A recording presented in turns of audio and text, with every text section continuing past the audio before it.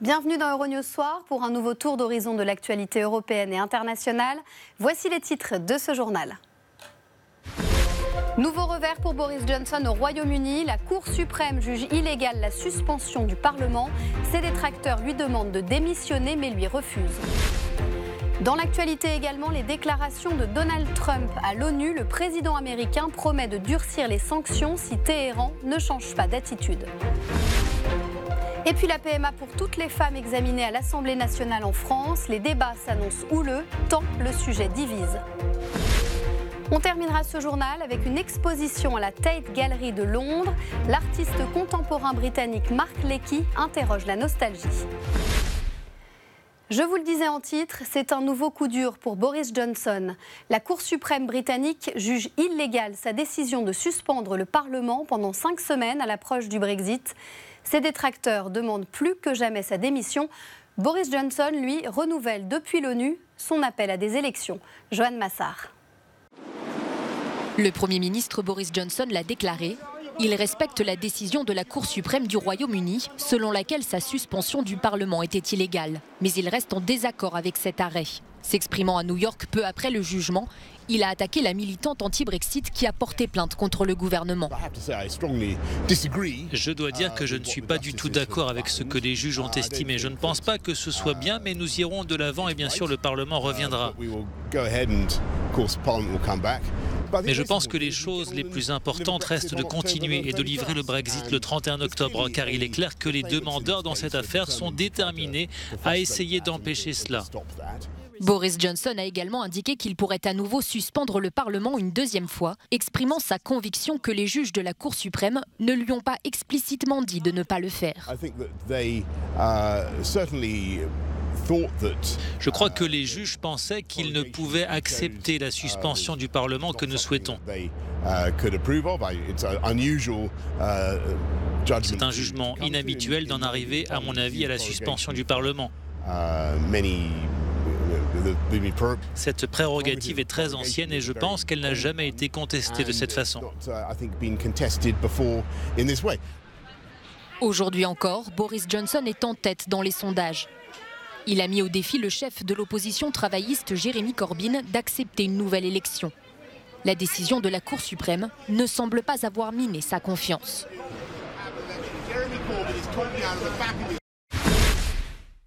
Les yeux étaient rivés sur New York aujourd'hui où a eu lieu la 74e Assemblée générale des Nations Unies. Les représentants de 193 pays étaient réunis pour évoquer les dossiers brûlants du moment. Et parmi les interventions très attendues, celle de Donald Trump, on retrouve dans la rédaction Julien Pavy, journaliste français. Julien, vous avez suivi pour nous cette allocution. On a vu un discours très virulent du président américain.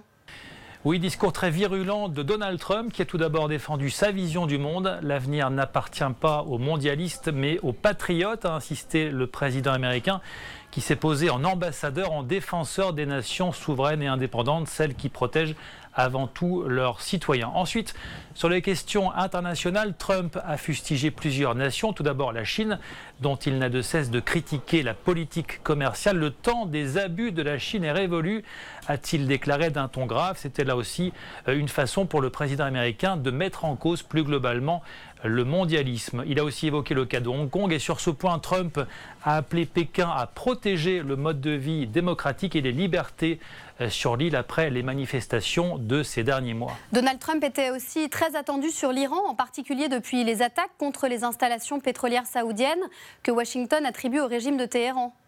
Oui, Donald Trump s'est montré encore une fois très véhément à l'endroit de la République islamique d'Iran. Il a promis de durcir les sanctions si Téhéran ne change pas d'attitude. Autre nation dans son viseur, le Venezuela de Nicolas Maduro. Trump a rappelé que les États-Unis, comme une cinquantaine de pays, avaient reconnu l'opposant Juan Guaido comme leader légitime de ce pays.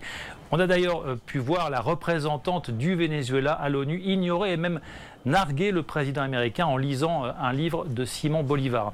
Enfin, Trump a défendu sa politique migratoire et puis il a aussi évoqué le Brexit, disant travailler étroitement avec le Premier ministre Johnson sur un magnifique accord commercial avec le Royaume-Uni. En revanche, pas un mot du président américain sur le climat qui était et qui est pourtant au cœur des débats lors de cette Assemblée générale de l'ONU. Merci Julien pour votre analyse. Direction la France où la procréation médicalement assistée, la PMA, pour toutes les femmes est examinée à l'Assemblée nationale. Il s'agit de la première grande réforme sociétale du quinquennat d'Emmanuel Macron. Écoutez ce témoignage d'une jeune femme qui a dû se rendre en Belgique pour en bénéficier. Pour elle, la PMA pour toutes serait une avancée majeure. Pour les Belges, pour ça quand on parle de... Je suis la maman de 2 petites filles qui sont nées par PMA en Belgique. Lorraine, 39 ans, a donc dû aller dans une clinique belge pour concevoir et donner naissance à ses enfants qu'elle élève avec sa compagne à Paris. Elle se réjouit de cette avancée promise pour toutes les femmes qui n'auront pas à suivre son parcours du combattant.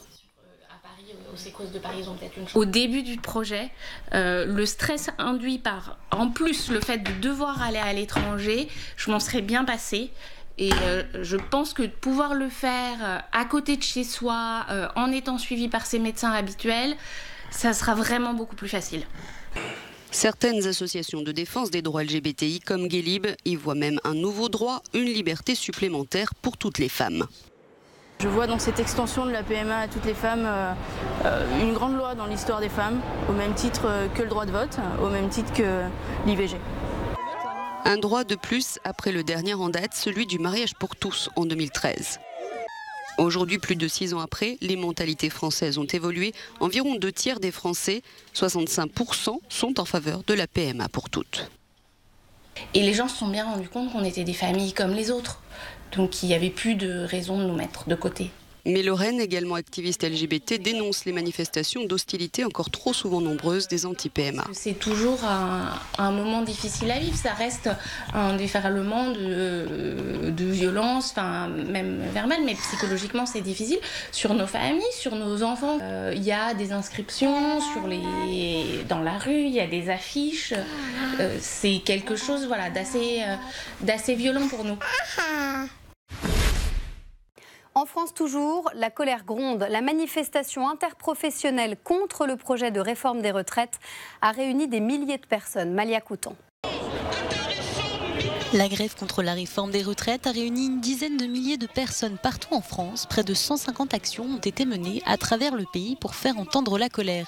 Du côté de la SNCF, le trafic a été perturbé. Selon la compagnie, la circulation de quasiment tous les TGV a pu être assurée, contre 2 intercités sur 5 et 3 TER sur 5. Le nouveau projet de loi devrait être voté d'ici juillet prochain, mais les travailleurs s'inquiètent des pensions qu'il pourrait toucher. De toute façon, j'aurais jamais 43 années de cotisation à la SNCF, étant donné que je suis rentrée en 2012.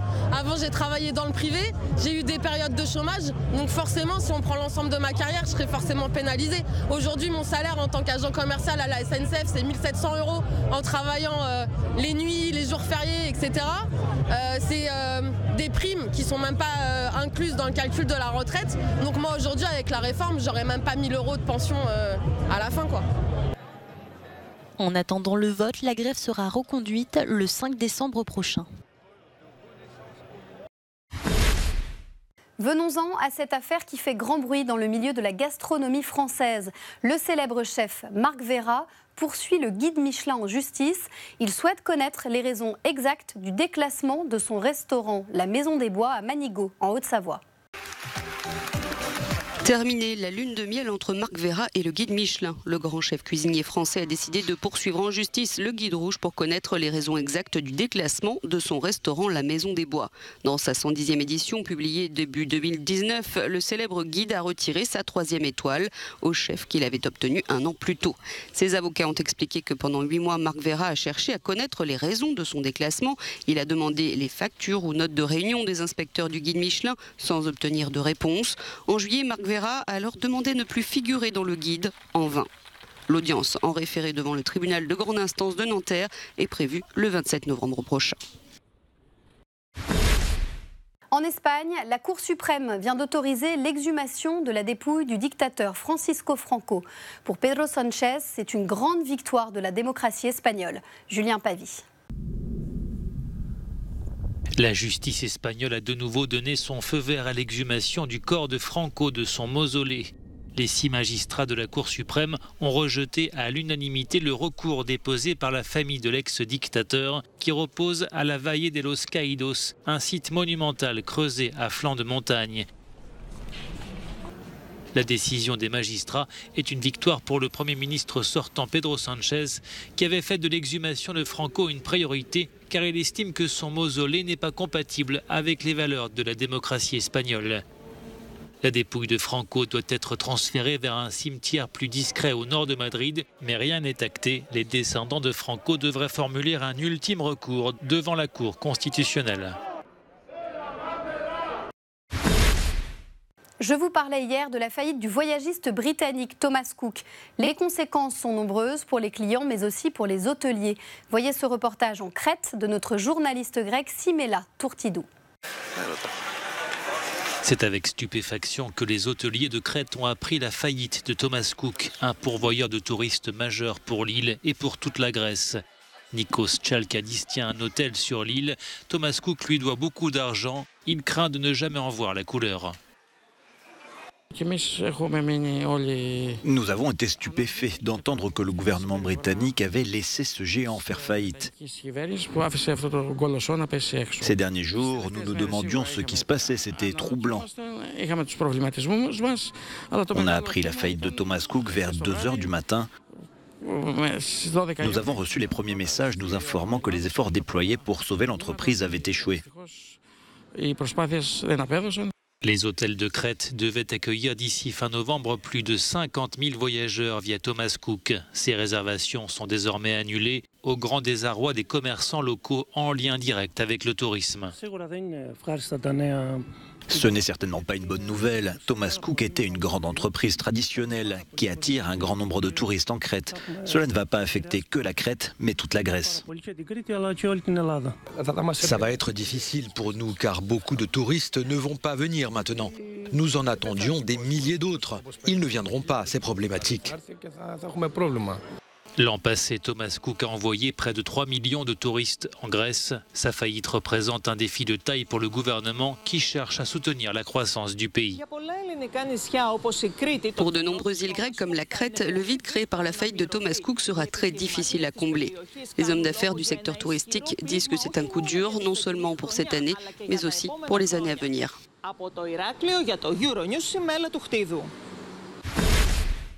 Dans le reste de l'actualité, première fronde sociale contre le gouvernement Mitsotakis en Grèce. Plusieurs milliers de manifestants ont défilé dans les rues d'Athènes et une grève générale contre un projet de loi réformant le marché du travail a paralysé la capitale. Retenez bien son nom, Marc Lecký. C'est l'un des artistes contemporains les plus influents du moment. La Tate Gallery de Londres lui consacre une exposition. Romain Gauguelin nous l'a fait découvrir. La Tate Gallery de Londres propose une exposition de l'artiste contemporain britannique Marc Lecký. Marc Lecký a 55 ans, il est l'un des artistes les plus influents du moment et il a notamment remporté en 1990 le prix Turner. Marc Lecký s'intéresse tout particulièrement à la culture populaire et au thème de la nostalgie. Il s'agit de se souvenir, de se rappeler des choses et comment les choses sont évoquées, soit par les médias, soit par les transmissions, soit par des sortes de distorsions des médias, et comment les choses mutent grâce à ce genre de technologie moderne.